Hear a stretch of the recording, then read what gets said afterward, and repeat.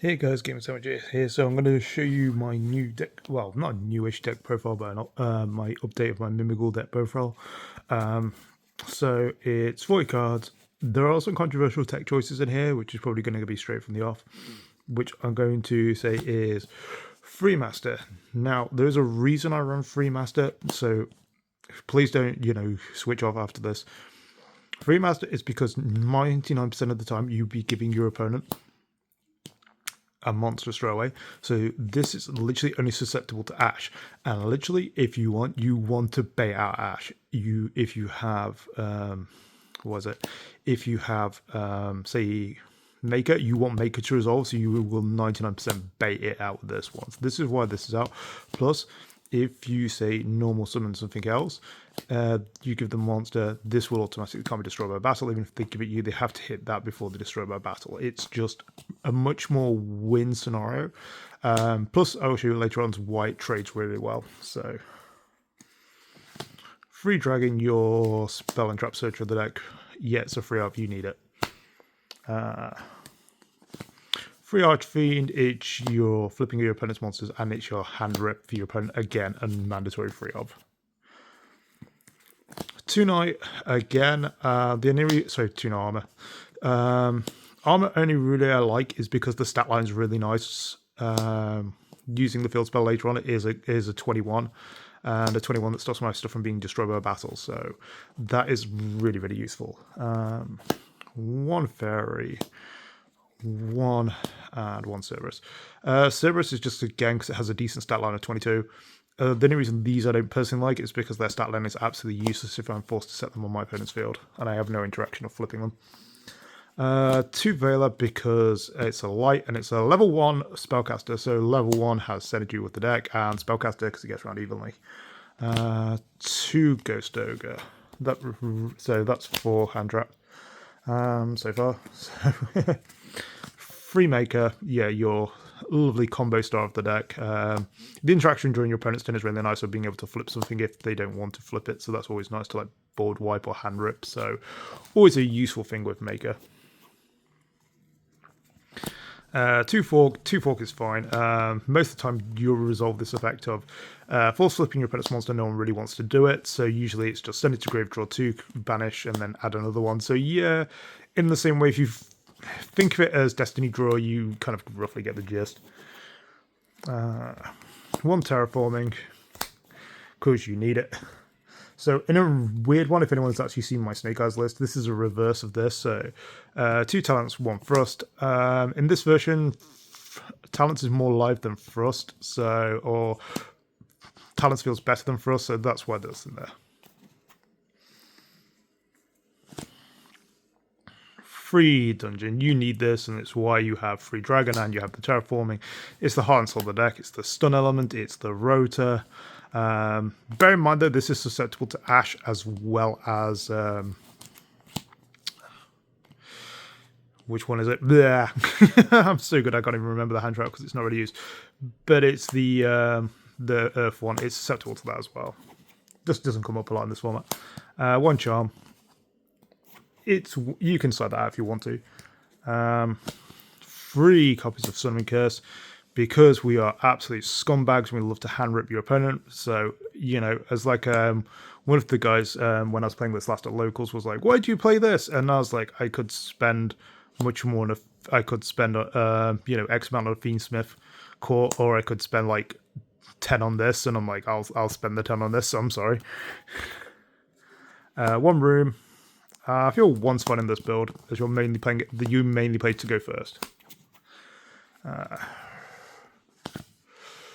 3 Dominus Purge.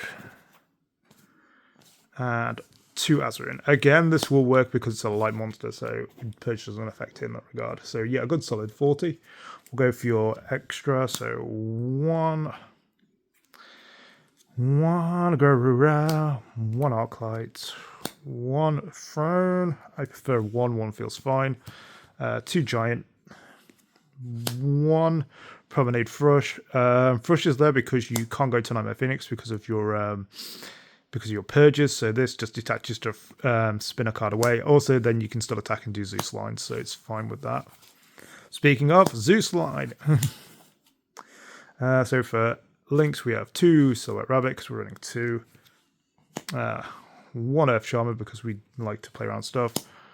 1 Closed Moon. 1 Dagger for Hire. Again, this is the same vein of like why you run Thrush because it just deals with monsters. Again, most of this is designed to deal with monsters in some kind of way. These 2 are to force high levels of damage where you can then go into, say, Giant and try and burn for game. So everything is kind of resolved to that, or attacking directly in order resolved to burn for game.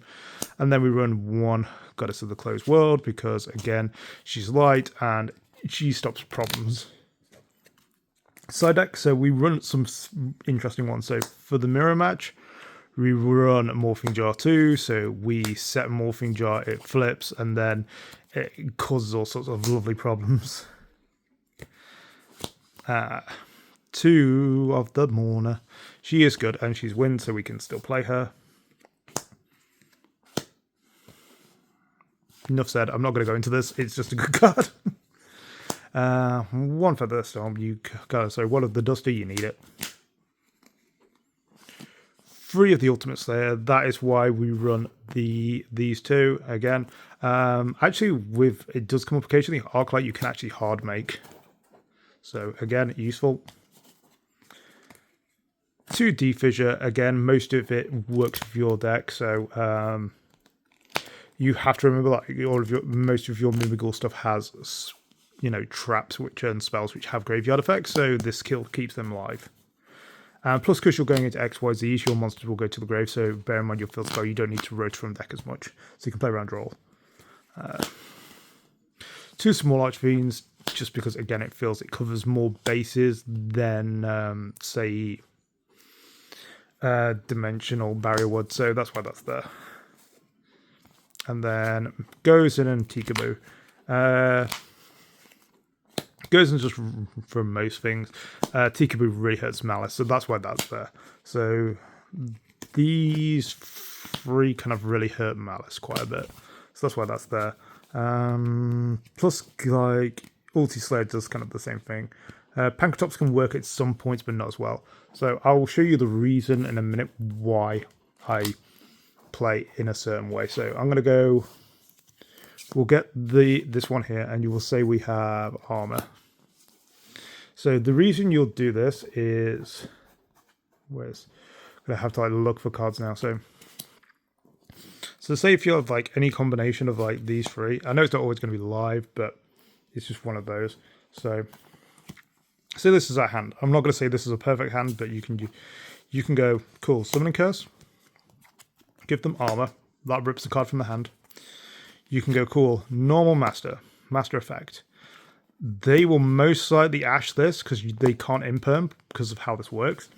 So if they hit you with an ash here, you were doing what you would have done to them anyway. You're trading a card for a card. So you would have got another card, but they will stop this, so you're getting rid of a card out of their hand. If you have this, you can then continue on and do this play. If you've got any other cards, you'll probably set them or try and use them in a different way to kind of steamroll so you don't kind of get ripped. Remember with Maker, you can send 1 to your opponent's field and then you don't have to special the other one. You can then special it to your opponent's field. That gets really stupid, so you can hand rip them for free. So say, yeah, we do this. We've already used this, so we can go... we'll go, that's fine. We'll go, these 2. So you can go, cool, yeah, I'm not going to do that. I was like, well, okay, whichever one to choose. They go, special, rip another card. Okay, cool, I'm not going to do that. I'm just going to special rip another card. So there, you say, okay, so your opponent's already ashed you. Cool, you've now got 1, 2, 3. Oh, cool, you're playing with a 2-card starting hand. Must be nice to be you. Yeah, so that's the kind of the reason you do things like that. So, yeah.